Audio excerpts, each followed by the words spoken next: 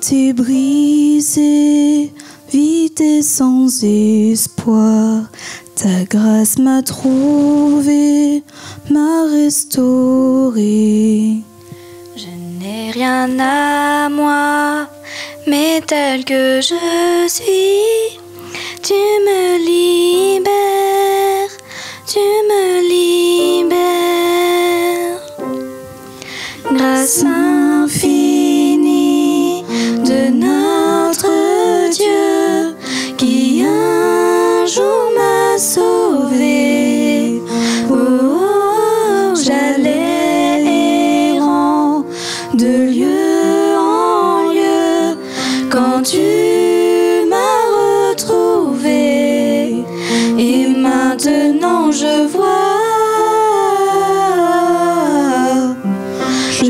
l'amour, la grâce dans tes yeux, donnant ta vie pour moi, me ramenant de la mort à la vie.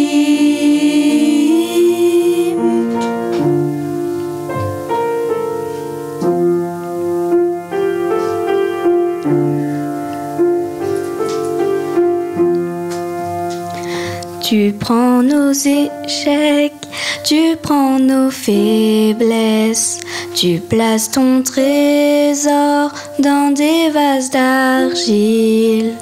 Oh, prends mon cœur, Père, je veux te servir pour que tout soit ta vie en moi. Grâce infinie de notre Dieu qui un jour m'a sauvé. Oh, oh, j'allais errant de lieu en lieu quand tu m'as retrouvé. Et maintenant je vois l'amour, la grâce dans tes yeux, donnant ta vie pour moi, me ramenant de la mort à la vie.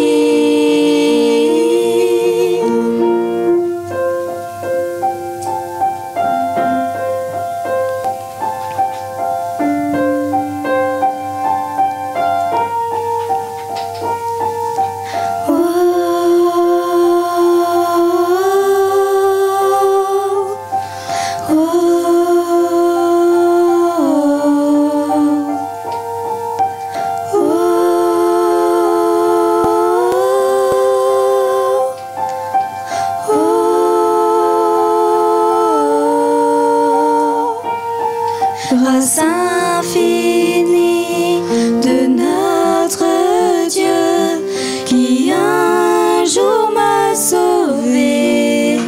Oh, oh, j'allais errant de lieu en lieu quand tu m'as retrouvé. Et maintenant je vois l'amour, la grâce dans tes yeux, donnant ta vie pour moi, me ramenant de la mort à la vie.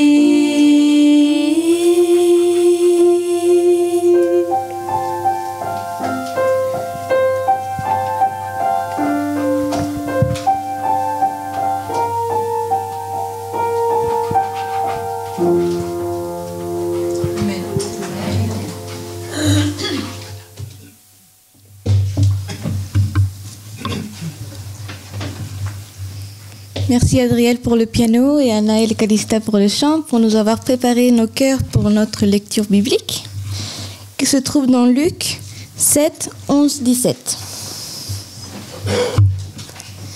Luc 7, 11, 17.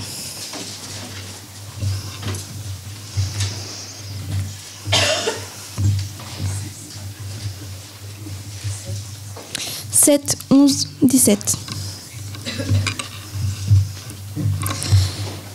Le jour suivant, Jésus alla dans une ville appelée Naïn. Ses disciples et une grande foule faisaient route avec lui. Lorsqu'il fut près de la porte de la ville, voici, on portait en terre un mort, fils unique de sa mère qui était veuve. Et il y avait avec elle beaucoup de gens de la ville. Le Seigneur, l'ayant vue, fut ému de compassion pour elle et lui dit « Ne pleure pas !» Et il s'approcha et toucha le cercueil. Ceux qui le portaient s'arrêtèrent. Il dit « Jeune homme, je te le dis, lève-toi !» Et le mort s'assit et se mit à parler. Jésus le rendit avec sa mère. Tous furent saisis de crainte et ils glorifiaient Dieu, disant « Un grand prophète apparut parmi nous, et Dieu a visité son peuple. » Cette parole sur Jésus se répandit dans toute la Judée et dans tous les pays d'alentour. Je vais maintenant passer pour la prédication.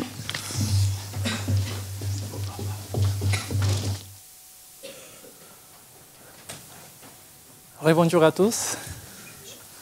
Je voudrais dire merci aux filles en fait, qui nous ont accompagnées ce matin. Juste pour qu'on puisse avoir le contexte de la journée, en effet, l'Église adventiste au niveau mondial fête les mois de la jeunesse. J'étais presque convaincu que c'était aujourd'hui la journée de la jeunesse, mais c'est le samedi prochain. C'est le samedi 17 que nous allons fêter tous ensemble cette journée spéciale pour les gens. Alors nous allons commencer ce samedi-là pour pouvoir impliquer les plus jeunes de notre Église. Hein. C'est pour ça qu'Anaël et Paula ils sont avec nous ce matin. C'est pour ça que Calista et Samira ils ont participé aussi dans les offrandes. Et puis bon, nous avons la bénédiction dans notre Église d'avoir un jeune pianiste qui nous accompagne chaque samedi. Hein. Ça pas seulement pour les mois de la jeunesse. Comme je voulais commencer aussi à dire merci à tous qui ont participé, je voudrais faire juste une petite parenthèse avant de démarrer la méditation ce matin. Je voudrais remercier à Daniel d'être présent ce matin ici. Je me suis dit, quand je t'ai vu ce matin, Daniel, je me suis dit gloire à Dieu, en fait. Vous savez, je me suis dit, si j'aurais eu peut-être le même accident, peut-être que j'aurais resté à la maison en faisant « Oh, je suis malade, je ne peux pas aller à l'église, j'ai un accident. » Mais tu es venu ce matin, Daniel. À Dieu la gloire. Tu étais fidèle, tu es venu quand même. Que le Seigneur te bénisse et puis puisse te récupérer fortement. Ce matin, nous allons étudier un autre texte, en fait, qui s'agit aussi de la gloire de Dieu. Nous allons le comprendre dans la suite. Il faut que je trouve mes papiers pour pouvoir bien commencer maintenant avec la prédication. Alors, forcément, à chaque fois, désolé d'abord, pour la dernière fois que j'étais là, j'avais promis de parler des petits prophètes. Mais bon, comme aujourd'hui c'était la journée de la jeunesse, je ne trouvais pas un petit prophète qui puisse faire un lien avec la jeunesse. Alors c'est pour ça que je me suis dit, il va falloir que je retourne sur un texte qui puisse parler un peu de la jeunesse, et qui soit plus adéquat au contexte de la journée, en effet. Alors pour la méditation de ce matin, j'ai choisi un titre, et comme d'habitude, j'ai toujours un deuxième titre moins direct, mais direct quand même. Alors le titre de la méditation de ce matin, c'est « Jeune homme, jeune fille, lève-toi ». Deuxième titre possible pour ce matin, peut-être un peu moins direct, mais nous allons quand même le voir pendant la méditation. Le deuxième titre pourrait être « Ne pleure pas, Jésus est la résurrection et la vie ». Ne pleure pas, Jésus est la résurrection et la vie. Nous sommes ici devant un texte en fait de Luc. Vous savez bien, Luc il a choisi certaines histoires en effet qu'on ne les trouve pas dans le livre de Matthieu, qu'on ne les trouve pas dans le livre de Marc, et non plus dans le livre de Jean. C'est des histoires qu'il a sélectionnées Luc particulièrement entre toutes les choses que Jésus-Christ a fait dans la terre.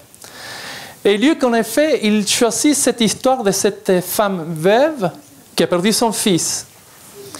Et particulièrement, Luc, en effet, il parle beaucoup de fois des femmes veuves dans son livre, en fait, et puis qui revient très souvent, en fait, à parler de cette femme ou des dames, en fait, qui sont perdues son mari et qui restent dans une situation, je dirais, critique dans l'Ancien Testament. Aujourd'hui, on n'est pas dans le même contexte, mais à l'époque de Jésus-Christ, rester veuve, c'était quelque chose pas souhaité, je dirais.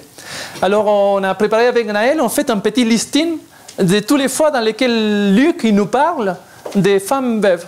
Alors, je vous laisse découvrir avec Anaël. La première veuve, c'est dans le 2e chapitre de Luc, avec Anne, donc la veuve Anne, qui était une prophétesse, et après être devenue veuve, avait consacré tout le reste de sa vie au service de Dieu, jour et nuit. Et donc c'était elle qui était devant le temple quand Marie et Joseph avaient amené Jésus au temple.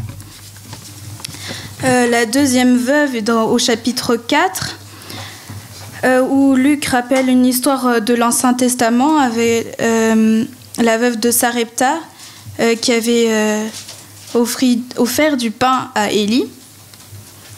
La troisième veuve est au chapitre 18.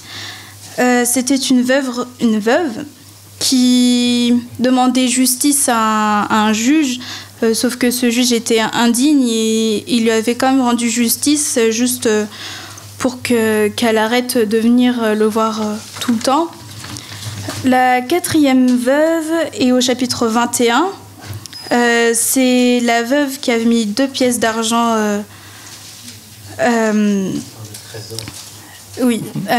pendant la collecte. Donc c'était la prédication de la semaine dernière. Et la 5e veuve, au chapitre 7, c'est la veuve de Naïn qui avait perdu son fils. Et donc, pour en savoir plus, il faut voir avec César. Merci Anna. Alors ce matin, je vais essayer de faire une chose que je ne fais pas trop d'habitude, mais on va suivre les textes verset par verset en fait, et puis on essaye de trouver les choses qui nous tirent l'attention de chaque verset, ou qui m'attiraient l'attention pendant que je faisais l'étude, et puis pour pouvoir partager avec vous. Alors, le verset 11 de ce chapitre 7, ils disent « Les jours suivants, je suis allé dans une ville appelée Naïn. Ses disciples et une grande foule faisaient route avec lui. » Et maintenant, je voulais besoin de la technique, en fait, pour l'image suivante. Et voilà. C'est juste, en effet, pour qu'on puisse se retrouver physiquement. J'aime bien quand on cherche dans la Bible, en fait, on lit des histoires, on parle des lieux, mais c'est bien de pouvoir savoir où il s'est passé toutes ces choses-là. Parce que la première chose, en effet, grâce au verset 1 de ce chapitre, en fait, on a compris que Jésus-Christ était à Capernaum. Et puis le lendemain, ils disent qu'il va vers Naïn. Alors j'imagine que quand Jésus annonce aux disciples « Allez, on va à Naïn », est-ce que vous aimez bien marcher, vous? Oui. Ouais. Vous savez à quelle vitesse on marche normalement quand on fait une marche de santé, je dirais, hein? Pas une marche de plaisir. Oui, 4 km, et puis je dirais, les gens en pleine forme, 5 km par heure. Ça veut dire que pour aller à 5 km, il faut aller vraiment... C'est une marche de santé plutôt qu'une marche de plaisir, en fait. Hein. Alors, quand Jésus-Christ il annonce à ses disciples, allez, on va aller à Naïn. Je ne sais pas quelle tête ils sont fait, les disciples. Hein. Peut-être qu'ils ont été super motivés. Mais juste pour avoir une idée, Naïn, il se trouve ici. Hein. Capernaum, les jours avant, ils ont été là. Alors, quand la foule suivait Jésus-Christ... Il le suivait dans tout ce schéma-là. J'ai essayé de chercher sur Internet plusieurs options anciennes pour savoir quelle route, en fait, parce qu'aujourd'hui, en voiture, on peut aller jusqu'à là et puis descendre direct. Presque 47 km, on arrive dans quelques heures.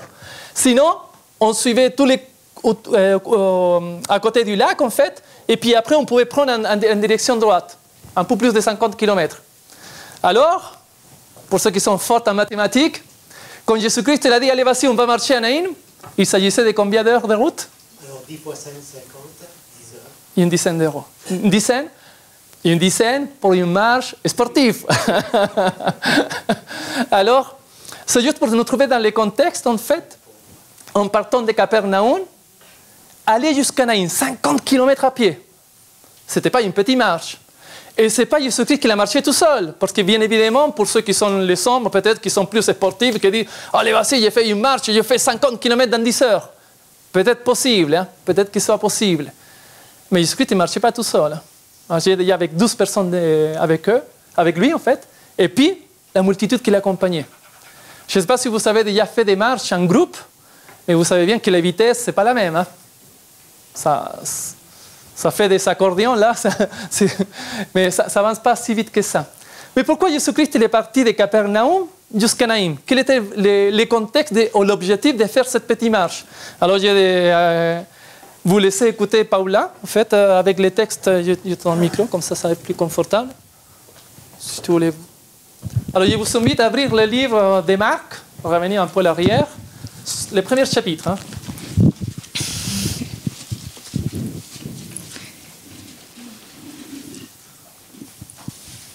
On va lire le chapitre 1, du verset 21 jusqu'à 38.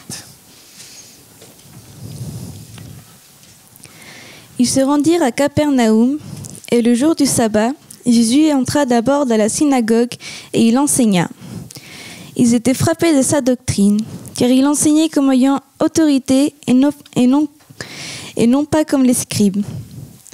Il se trouva dans leur synagogue un homme qui avait un esprit impur, et il s'écria : « Qu'y a-t-il entre nous et toi, Jésus de Nazareth ? Tu es venu pour nous perdre. Je sais qui tu es, le Saint de Dieu. » Jésus le menaça, disant : « Tais-toi et sors de cet homme. » Et l'esprit impur sortit de cet homme, et en l'agitant avec violence et en poussant un grand cri. Tous furent saisis de stupéfaction, de sorte qu'ils se demandaient les uns aux autres : « Qu'est-ce que ceci ? Une nouvelle doctrine. Il commande avec autorité même aux esprits impurs, et ils lui obéissent. » Et sa renommée se repentit aussitôt dans tous les lieux environnants de la Galilée. En sortant de la synagogue, ils se rendirent avec Jacques et Jean à la maison de Simon et d'André. La belle-mère de Simon était couchée, ayant la fièvre, et aussitôt on parla d'elle à Jésus. S'étant approché, il la fit lever en lui, prenant la main, et à l'instant la fièvre la quitta. Puis il les servit. Le soir, après le coucher du soleil, on lui emmena tous les malades et les démoniaques. Et toute la ville était rassemblée devant sa porte. Il guérit beaucoup de gens qui avaient diverses maladies. Il chassa aussi beaucoup de démons. Et il ne permettait pas aux démons de parler, parce qu'il le connaissait. Vers le matin, pendant qu'il faisait encore très sombre, il se leva et sortit pour aller dans un lieu désert, où il pria. Simon et ceux qui étaient avec lui se mirent à sa recherche. Et quand on le trouvait, ils lui dirent : « Tous te cherchent. » Et il leur répondit : « Allons ailleurs, dans les bourgades voisines, afin que j'y prêche aussi, car c'est pour cela que je suis sorti. » Dans des autres versions, ils disent aussi à la fin, car c'est pour cela que je suis venu, pour aller prêcher de ville en ville, d'annoncer le royaume de Dieu. Dans le chapitre 8 de Luc, premier verset, ils disent que Jésus-Christ allait de ville en ville et de village en village, prêchant et annonçant la bonne nouvelle du royaume de Dieu. Je vous invite à revenir sur Luc chapitre 7, comme ça on revient sur l'histoire. En effet, le vrai contexte de cette voyage en fait, important à pied, c'était tout simplement parce que Jésus-Christ il prévient, il annonce aux disciples, il dit c'est pour ça que je suis venu, pour aller de ville en ville, de village en village, en prêchant les nouvelles du royaume de Dieu en fait. Alors il avait la grande foule qui le suivait. Hein. Ça marqué dans le verset 11, et puis verset 12, et puis plus tard aussi ça a marqué en fait cet effet qu'il y avait toujours beaucoup de monde à côté de Jésus-Christ. D'un côté, c'est intéressant de savoir cette foule qui les suivait, mais en même temps, moi ça m'a donné beaucoup la tristesse en fait. Après, si on fait si on fait un suivi dans le Nouveau Testament de la multitude, de la foule qui suivait Jésus-Christ, vous allez se trouver dans des textes comme Matthieu chapitre 11, dans lesquels ils disent que toute la foule ou toute la multitude qui suivait Jésus-Christ ne se repentissait pas. Pas de repentance. Et je dis c'est triste parce qu'ils ont suivi Jésus-Christ. Ils ont vu des choses extraordinaires. Imaginez-vous, nous sommes en face d'un acte, d'une chose qui dépasse tout ce qu'on peut s'imaginer. Un mort qui revient à la vie. Et les gens ne se repentent pas. Le plus triste, en fait, que si on suit tous les événements des multitudes qu'il y a dans le Nouveau Testament, on se trouve finalement à Jésus-Christ en face de la multitude Et qu'est-ce qui criait cette foule à la fin? Crucifiez-les. C'est la même multitude qui suivait Jésus-Christ, qui finalement sont criés de lui crucifier. Verset 12. Lorsque fut près de la porte de la ville, voici on portait en terre un mort, fils unique de sa mère, qui était veuve, et qu'il avait avec elle beaucoup de gens de la ville. Première chose que je voulais remarquer dans ce verset, et je reviens toujours sur le même aspect, je me suis dit, soit que moi je deviens répétitif, ou c'est qu'à chaque fois que j'étudie un nouveau texte de la Bible, le Seigneur me montre la même chose. En effet, la première remarque que je voulais faire, c'est la providence parfaite de Dieu. Imaginez-vous, c'est juste à essayer de comprendre le contexte. Ils sont partis de là de Capernaum, voyage de plusieurs heures à pied, ils sont arrivés à Naïm juste au moment que la veuve sortait avec son fils. Vous pouvez dire, oh, quelle coïncidence! Vous pensez que c'était la coïncidence? Pour moi, c'était la grâce parfaite de Dieu qui savait déjà tout à l'avance et qui a préparé pour arriver et se trouver avec cette femme en face. Et il s'agit aussi comme d'un événement très, très, très triste. Parce que pour ceux qui sont parents, on dit toujours dans ce monde, en fait, ce qu'il ne faut pas vivre, c'est voir un enfant qui part de ce monde, en fait. Je pense que l'événement le plus triste qu'on peut avoir en tant que parent, c'est voir un enfant qui meurt. C'est quelque chose qui touche trop fort dans le cœur.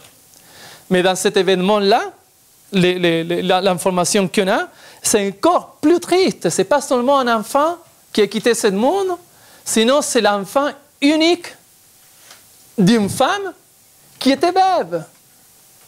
Et vous savez bien, aujourd'hui, dans notre contexte actuel, une femme veuve, il ne reste pas isolée et tout seul dans le monde. Ce n'est pas le contexte actuel. Mais dans cette époque-là, il y avait seulement deux sortes de situations pour cette veuve. Soit que c'était une veuve riche, et de cette façon, sauvée, et pouvait s'en sortir encore dans la vie. Mais s'il s'agissait d'une veuve en plus pauvre, sans l'argent, qui a perdu déjà son mari, et qui vient de perdre son fils, un homme, le seul héritage et le seul qui pouvait la pouvoir aider dans ce monde, alors elle s'est trouvée dans une situation vraiment, vraiment critique. En effet, une dame qui pouvait rester dans la misère pour tout le reste de sa vie. Alors nous, on ne connaît pas la raison pour laquelle cet jeune homme est mort. Jésus-Christ s'approche direct en face de cette jeune qui sortait. Il y a certains qui disent qu'éventuellement, peut-être quelqu'un il a prévenu à Jésus-Christ la situation pour qu'il puisse se diriger vers là. Moi, je ne crois pas. Hein. J'ai trouvé des gens qui faisaient des commentaires par rapport à cette histoire. Jean chapitre 11, verset 4, ils disent... Pardon, non, je me suis trompé verset. En effet, ce que je voulais dire, en effet, Jésus-Christ, il connaissait cette femme, il connaissait ces situations, et c'est par sa grâce et sa miséricorde qu'il est venu en face d'elle. C'est par sa providence, dans la perfection de sa sagesse. Parce qu'en effet, quelle était la vraie conséquence de ces situations? Vous vous souvenez qu'on avait déjà étudié la providence parfaite de Dieu. À la fin, c'est pour la gloire du Seigneur. Pour la gloire de Dieu, pour la gloire de Jésus-Christ. Il a encore une autre situation d'un jeune homme qui est mort. En fait, c'est le Jean chapitre 11, en fait. Quand Lazare il est mort, et puis Jésus-Christ il vient l'annoncer en fait qu'il est malade. Hein. Et puis Jésus-Christ il a tardé 12 jours avant d'aller les voir. Quand Jésus-Christ a pris la nouvelle, qu'est-ce qu'il a répondu? Verset 4 du chapitre 11, si vous voulez le noter. Après d'avoir entendu ça, Jésus répond, « Cette maladie n'est pas à la mort, mais elle est pour la gloire de Dieu, afin que le Fils de Dieu soit glorifié par elle. » Le verset 13, « Et le Seigneur l'ayant vu, fut ému de compassion pour elle, et lui dit, « Ne pleure pas. » Première chose à remarquer dans ce verset-là, c'est le mot « Seigneur ». On ne les trouve pas trop souvent dans le Nouveau Testament. J'essaie de faire une recherche rapide avec mon super outil Internet qui m'aide à trouver dans les versets et dans les différentes versions, en fait. Et puis, on ne les trouve pas trop souvent, les mots Seigneur. On trouve toujours à Jésus-Christ autant que Jésus, Messie, mais pas Seigneur. Alors, pourquoi Luc il a choisi les mots Seigneur? Et en plus, les mots grecs utilisés pour les mots Seigneur, c'est les mêmes mots grecs utilisés dans l'Ancien Testament pour parler de l'Éternel. Alors, pourquoi Luc il a parlé du Seigneur? Bien évidemment, parce que ça montre tout de suite son autorité. Parce qu'il voulait mettre aussi en évidence la divinité de Jésus-Christ. Et surtout l'autorité, sa puissance, son pouvoir. Parce qu'il va raconter quelque chose qui dépasse toutes les choses, tous les miracles que Jésus-Christ a fait, que c'est le miracle de la résurrection. Alors le Seigneur, l'Éternel, Jésus-Christ, disent qu'il a eu compassion de cette dame. Pourquoi il a eu compassion?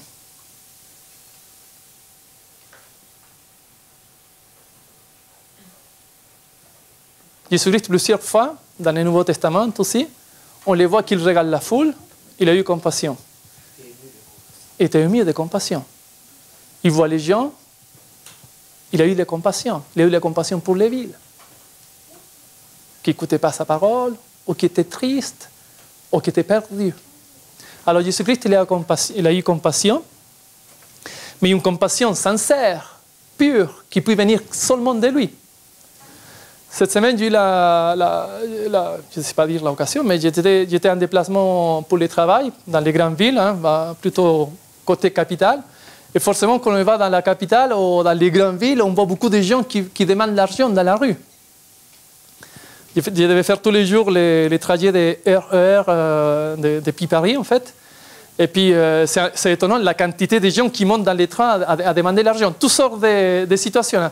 Soit des gens qui chantent, soit des gens qui passent à faire un discours pour demander l'argent, soit des enfants qui passent à demander l'argent. Et puis, d'une de tous ces gens qui passaient, en fait, j'ai vu un petit garçon, je pense qu'il avait une âge, peut-être une dizaine d'années. Ah, c'est vrai qu'il m'a donné la tristesse dans mon cœur. Je me suis dit, est-ce que j'ai senti la compassion pour lui? J'avais envie de les prendre, je l'amène à la maison, je lui donne tout ce qu'il faut. Mais je pense que peut-être que Dieu a ma foi limitée. Ma compassion est arrivée juste là. Il est arrivé juste pour faire un geste, pour pouvoir l'aider, pour pouvoir en sortir un peu de sa misère, de ce qu'il demandait à ce moment-là. Mais Jésus-Christ, quand il a compassion de nous, ce n'est pas comme nous en fait. Ce n'est pas une compassion limitée. C'est une compassion qui forcément devient avec un acte derrière, qui vient avec une action. Et une action qui va donner un impact dans le cœur de ceux qui ont eu la compassion de Jésus-Christ. Et dans cette compassion, Jésus-Christ le dit à cette femme, ne pleure pas. Verset 14, il s'approcha et toucha le cercueil. Ce qui les portait s'arrêtèrent. Il dit, jeune homme, je te le dis, lève-toi. Une chose qu'il faut savoir, le cercueil, ce n'est pas comme l'image qu'on a aujourd'hui. À l'époque, c'était plutôt une espèce de vancard dans lequel on mettait la personne en dessous, peut-être avec un peu de tissu pour les cacher, et puis à lequel on marchait jusqu'à les tombeaux choisis pour cette personne. Alors Jésus-Christ s'approcha, toucha le cercueil, tout de suite, ceux qui les portaient, ils s'arrêtent. Et j'imagine que c'est presque le silence qu'on a ce matin. Parce que Jésus-Christ, quand il vient en face de cette femme, il lui dit, ne pleure pas, c'est quelqu'un étrange qui vient lui dire de ne pas pleurer. Il juste touchait le cercueil et tout le monde s'arrête. Et à mon avis, à cet instant, il aurait dû avoir un silence pour écouter une seule voix.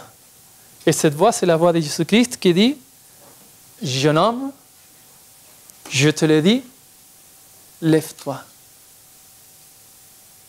Je pense à ce jeune garçon qui est dans ce placard-là. Lui, il était en silence total. Lui, il n'avait pas de perturbations de bruit externe. Il n'entendait pas les femmes pleurer. Il n'entendait pas les gens, la foule qui marchait, les bruits des caillons. C'était dans un silence total. Et dans ce silence total, il entend une seule voix. Et c'est la voix de Jésus-Christ qui lui dit, jeune homme, je te l'ai dit, lève-toi.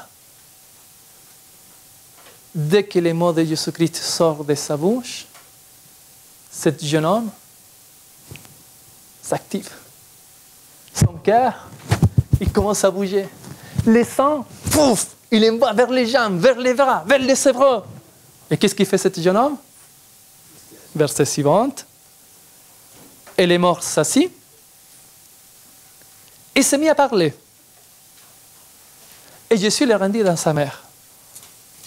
En effet, première réaction de ce jeune garçon, c'était, déjà, de s'asseoir. Première réaction, qu'il était vivant. Mais peut-être que ce n'était pas assez suffisant pour que tout le monde qui était autour de ce jeune garçon puisse comprendre qu'il était vivant. Alors, qu'est-ce qu'il a fait? Il s'est mis à parler. Et là, je n'ai pas la parole, je n'ai pas d'esprit prophétie pour m'appuyer, j'ai juste mon imagination à moi. Qu'est-ce qu'il aurait parlé, ce jeune? Qu'est-ce qu'il aurait dit? Peut-être. Vous savez, j'ai lu beaucoup de fois ce texte pendant ces derniers temps. Et je me suis dit, mais imaginez toutes sortes de mots qui pourraient pu sortir de la bouche de ce jeune garçon. Peut-être. La première que j'ai pensé, peut-être qu'il s'est dirigé à Jésus-Christ, parce que, imaginez-vous, il était mort, dans le silence de sa mort, il attend une seule voix, et c'est la voix de Jésus-Christ. Et quand quelqu'un vous appelle, eh bien, vous dirigez la tête vers la personne qui s'appelait. Alors j'imagine que lui, peut-être qu'il s'est élevé, a cherché la voix, c'est qui l'appelle? Peut-être pour lui répondre, je suis là. Après, j'ai réfléchi un peu plus, je me suis dit, peut-être qu'il a tourné sa tête vers sa maman.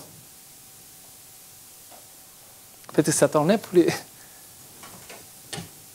Il savait que sa maman était veuve, qu'il était tout seul. Peut-être que ça a tourné sa tête vers sa maman pour lui demander pardon. On ne sait pas dans quelle situation ce jeune homme il était mort. On ne sait pas si c'était mort à cause d'un péché. Peut-être qu'il s'est éloigné de sa famille. Peut-être qu'il a abandonné sa maman. Peut-être qu'il a dirigé les mots directement sur les gens. Mais c'était clair qu'il avait une opportunité dans sa vie. Et le premier acte qu'il a fait, c'est parler. Verset 16, tous furent saisis de crainte et ils glorifiaient Dieu, disant, un grand prophète apparut parmi nous et Dieu a visité son peuple. Je pense que quand on dit que les gens ont eu un peu la crainte, peut-être que c'est normal. Peut-être que c'est normal parce que ce n'est pas un acte ou une situation qu'on les voit tous les jours, d'un mort qui revient à un vie et qui s'est mis à parler. Mais qu'est-ce qu'ils faisaient les gens? Qu'est-ce qu'ils disaient? Glorifier Dieu. À la fin, la mort de cet jeune homme, c'était pour glorifier le Seigneur. C'est pour glorifier Dieu. Et puis aussi, il disait la phrase « Et Dieu a visité son peuple ». Vous avez déjà entendu cette phrase? Dieu a visité son peuple. En effet, c'était une phrase, je dirais, classique de l'Ancien Testament, que le peuple d'Israël utilisait beaucoup lorsque quelque chose était passé dans le peuple, dans lequel on pouvait voir l'intervention de la main de Dieu. La première fois qu'on entend cette expression, c'est dans le livre de Ruth, dans son premier chapitre. Lorsque le Seigneur il fait quelque chose, et puis nous, on a l'évidence que c'est le Seigneur qui l'a fait, alors les Israélites, ils disaient, Dieu a visité son peuple. Malheureusement, cette multitude a fait cette exclamation. Mais malheureusement, ils ne se sont pas rendus compte que c'était littéral cette fois. Que c'était Dieu qui était avec lui. C'est Dieu qui était parmi les gens. Et c'était Dieu qui a ressuscité cet jeune homme.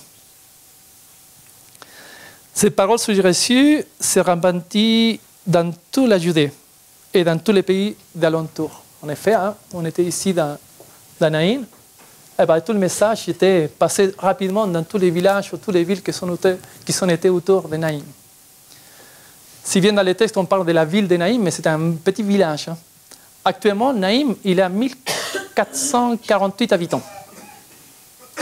Il n'a pas grand-chose. Il s'agit de chercher sur Internet, tout désert, tout plein. Je ne sais pas qu'est-ce qu'il y a à visiter, mais et dès que vous cherchez le nom Naïm, vous allez voir qu'est-ce qu'on peut trouver de cette ville. La seule information qu'on peut trouver, c'est la ville dans laquelle Luc il parlait que Jésus-Christ a ressuscité un jeune garçon, le fils de cette dame. Je vous invite rapidos à aller sur les applications de cette histoire.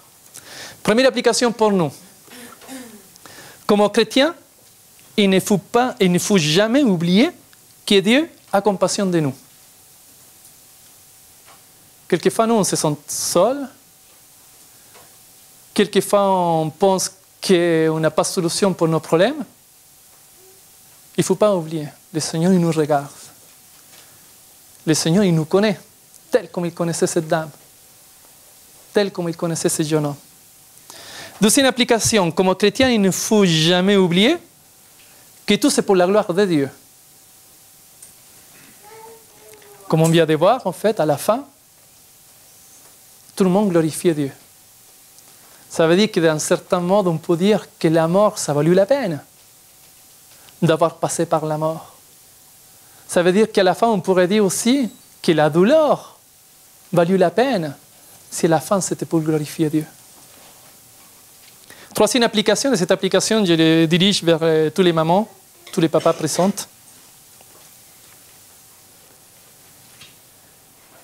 Jésus a le pouvoir de ressusciter ce jeune homme. Jésus-Christ a le pouvoir de ressusciter un jeune ou une fille du péché. Je pense que cette dame veuve qui a perdu son fils est une douleur énorme dans notre cœur, mais nous, en tant que chrétiens, quand on voit nos enfants qui s'éloignent du chemin, ça fait, je pense, encore plus mal au cœur. Mais le Seigneur, il a le pouvoir de ressusciter la jeunesse. Maintenant, je me dirige à la jeunesse, ceux qui ne sont pas parents. Même si on est tous jeunes ici, imaginez-vous depuis une éternité, une trentaine, une quarantaine d'années, une cinquantaine d'années, on est en pleine jeunesse. Hein? Pour tout ce qui nous reste encore vivre. Message pour la jeunesse, hein? Ou application pour la jeunesse. Prends cette parole de Christ comme si c'est pour toi. Jeune homme, je te le dis, lève-toi.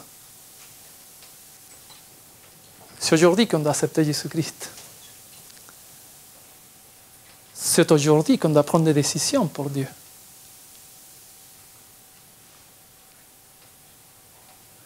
Éphésiens 5, verset 14, il dit « Réveille-toi, toi qui dors. Relève-toi d'entre les morts, et Christ t'éclairera. » Alejandro González était un frère de mon église dans laquelle je suis grandi. Deuxième église dans laquelle je suis grandi. Et on avait en fait à l'époque, quand avec Karine, on commençait à arriver à l'église dans l'année 90, dans cette église, on avait un ancien d'église de nom González, nom classiquement espagnol, on ne peut pas dire autre chose. Et puis cet ancien González, il prêchait toujours dans l'église et puis il demandait toujours la prière pour ses enfants. Il avait 3 garçons qui étaient un peu de notre âge peut-être, un peu plus grands peut-être, mais pas beaucoup. C'était un peu de notre génération, je dirais. Et puis lui, il demandait toujours la prière pour ses 3 garçons en fait. Un jour, je me souviens plus, peut-être l'année 2000 à peu près, Alejandro González, son fils, le plus petit des 3, il a donné sa vie au Jésus-Christ. Il est devenu adventiste. Il a découvert la jeunesse, il participait dans toutes les activités possibles. Il faisait l'évangélisation, il faisait des études bibliques. Il était si actif que son père. Et un jour, il passe devant l'église, en fait, et il voulait raconter son témoignage. Et je me souviens, on a écouté attentivement Alejandro González, parce qu'on le connaissait avant et le connaissait après. Et puis, il a conclu son témoignage avec une seule phrase, en disant « Pourquoi je n'ai pas accepté Jésus-Christ avant ?» Il disait « Pourquoi j'ai tardé tellement du temps tout le temps que j'ai perdu. Alors pour la jeunesse de ce matin, je vous invite à réfléchir aujourd'hui. Il ne faut pas dire, non, je vais attendre de faire mes études, je vais attendre de chercher un travail, de trouver mon autre moitié, de me marier, et puis après je verrai qu'est-ce que j'ai fait avec Jésus-Christ. Ce n'est pas jusqu'à là qu'il faut attendre. C'est aujourd'hui. 5e application, je vais essayer d'aller plus vite. Si nous sommes vivants, il faut parler. Vous comprenez? Ce jeune garçon, Jésus-Christ lui dit, lève-toi, il s'assit. S'il aurait resté juste assis, tout le monde doutait encore, est-ce qu'il est vivant, il n'est pas vivant? Alors qu'est-ce qu'il a fait? Il a commencé à parler, mais il a commencé à parler pour bien montrer qu'il est vivant. Alors mes frères et sœurs, nous sommes vivants ou pas ce matin? C'est un petit oui. Bon, on dit vivons confortablement dans une salle très chaude. On est vivants ce matin, frères et sœurs. Et nous devons faire comme ce jeune garçon. Il faut parler. Il faut partager avec les gens qui sont autour de nous ce que le Seigneur a fait avec nous. Il faut partager la foi que nous avons et l'espérance que nous avons. 6e, il arrive bientôt à la 7e. 6e, il faut considérer que voir des miracles ne nous souffre pas. Année 2007, je venais d'arriver à l'église de Pinal. Premier samedi, on était là, je n'ai rien compris, forcément. Je me souviens Huguette, qui est venue à côté de moi pour chanter avec moi, avec les cantiques. Cette image, je ne vais jamais l'oublier. Et puis samedi suivant, on est parti à Saint-Dié, parce que c'était l'époque qu'on faisait un samedi là-bas, un samedi ici. Je ne sais pas si vous vous souvenez, ou ceux qui sont été à cette époque-là. Et puis, on est arrivé là-bas, et samedi matin, on était sur le sujet École du Sabbat, les miracles. C'était le trimestre des miracles, dernier trimestre année 2007. J'essayais de comprendre un peu, de suivre l'école du Sabbat. J'étais avec Jean-Baptiste qui me faisait tant de traductions, alors ça m'a aidé beaucoup. Et puis, une chose, sans parler français, j'ai compris une des frères qui disait ce matin-là, « Ah non, on ne voit pas des miracles en France, c'est pas bon ça. Sinon, on verrait des miracles, peut-être que les gens se convertissaient plus rapidement au Jésus-Christ. » Quand je viens de finir mon histoire de ce matin dans le livre de Luc, je me suis dit, on s'est beaucoup posé la question, pourquoi le Seigneur ne fait pas assez de miracles aujourd'hui comme à l'époque? Après tout ce que j'ai vu, tout ce que j'ai lu, je comprends. Ce n'est pas les miracles qui vont faire changer les gens. Ce n'est pas les miracles. 7e et dernier, même s'il y a un bonus extra. J'essayais de finir sur cette application pour rester toujours sur le numéro 7. Considère que cette histoire remarque la grâce, et là je vais aussi dire un mot, je ne sais pas si je viens de dire, la grâce souveraine du Seigneur. Je répète, considère que cette histoire remarque la grâce souveraine du Seigneur. En fait, c'est sa grâce, son amour sincère, comme on a étudié, ça ne fait pas longtemps, son amour sincère, parfait, sa miséricorde parfaite, qui était mis en évidence dans cette histoire. Vous savez, quand on prend le chapitre 7 de Luc, il y a d'abord une histoire qu'on connaît très, très, très bien, peut-être plus connue que la femme de Naïm. C'est l'histoire d'un monsieur centenier. J'ai bien dit? Ouais, c'est un Romain. Lui, il avait fait beaucoup de bonnes choses. Hein. Lui, c'était un homme impliqué dans l'Église, qui travaillait pour l'Église. Même les gens qui sont autour de lui, ils disaient, « Ah oui, il faut l'aider. Lui, il nous a aidés à construire la synagogue. » Parce que son serviteur était malade. Alors cet homme-là, il a envoyé des anciens, des Juifs, à parler avec Jésus-Christ pour que Jésus-Christ puisse venir à guérir cet serviteur. Après d'avoir envoyé ces gens vers Jésus-Christ, cet homme-là, il réfléchit, il dit, « Ah non, il va envoyer une deuxième fois pour dire, attendez, ce n'est pas nécessaire que Jésus-Christ vienne. » En effet, il donne cet exemple merveilleux en disant, moi, quand je reçois quelque chose, je donne l'ordre, et puis les gens qui m'obéissent, ils vont accomplir l'ordre que j'ai donné. Et alors il envoie ce message à Jésus-Christ en disant, toi aussi, ça suffit que tu donnes l'ordre, et puis ce serviteur sera guéri. Jésus-Christ, il était étonné de la foi de cet homme. Et la femme veuve, qu'est-ce qu'il avait fait? Est-ce qu'il le méritait? Est-ce qu'il méritait la résurrection de son fils? Il a dit quoi, cette femme?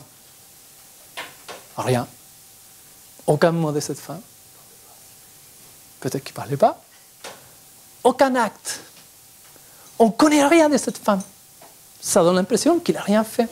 Vous savez, j'ai cherché beaucoup cette histoire-là, et j'ai trouvé des commentaires qui disent en effet que Luc il a voulu mettre cette histoire juste après celui des centurions pour mettre en évidence que ce n'est pas par les mérites que le Seigneur a miséricorde de nous.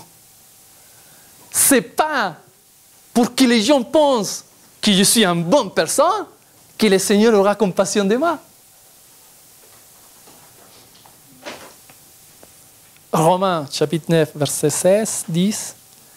Ainsi donc, cela ne dépend ni de celui qui veut, ni de celui qui court, mais de Dieu qui fait miséricorde.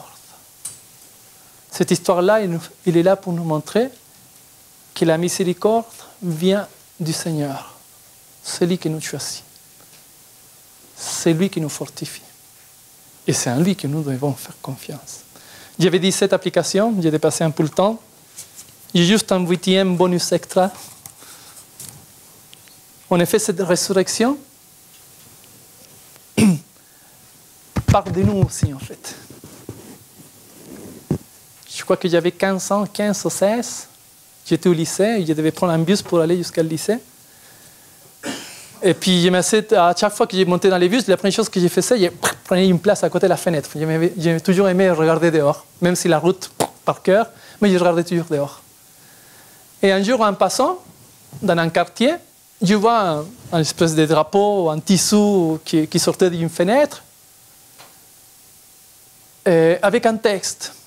Et puis, rapidement, dans la vitesse de bus, j'essaye de lire les textes.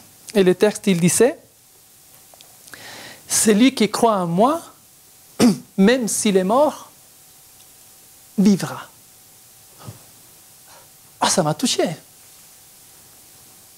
Je me suis dit, waouh, quel mot d'espoir. Et bien évidemment, j'étais déjà à l'église, alors je me suis dit, ça doit être que biblique. Et je me souviens d'avoir cherché dans ma petite Bible que j'avais à l'époque. Et j'ai cherché d'où sortait ce verset-là. Vous savez, à l'époque, on n'avait pas d'Internet. Nous, on n'avait pas assez d'argent pour nous acheter des Bibles avec des concordances. Alors, je vous assure qu'une recherche dans la Bible, c'était quelque chose de costaud. Verset par verset. Et puis, cette semaine, quand j'ai pensé à ça, je me suis dit, pourquoi je ne suis pas allé voir les pasteurs? Pourquoi je ne suis pas allé voir l'ancien pour lui poser la question? Peut-être que c'est un verset connu. Et je me suis dit, aujourd'hui, je comprends, je me suis dit, ah, parce que le Seigneur ne voulait pas que je le fasse comme ça. Il voulait que c'est moi qui le cherche. Et je cherchais. Et je lisais, pas une minutieux, mais je me suis passé tous les versets du Nouveau Testament. Je me suis dit, ça doit être dans le Nouveau Testament. Et jusqu'à ce que je tombe. C'est Jésus qui l'a dit. Il nous a dit, je suis la résurrection et la vie. Celui qui croit en moi vivra. Même s'il meurt. Quelle espérance. Quelle espérance pour nous. Que le Seigneur vous bénisse. À la jeunesse, adventiste d'Épinal, qui est entre la quarantaine, cinquantaine, soixantaine, pleine jeunesse, lève-toi, il parle. C'est le Seigneur qui nous parle.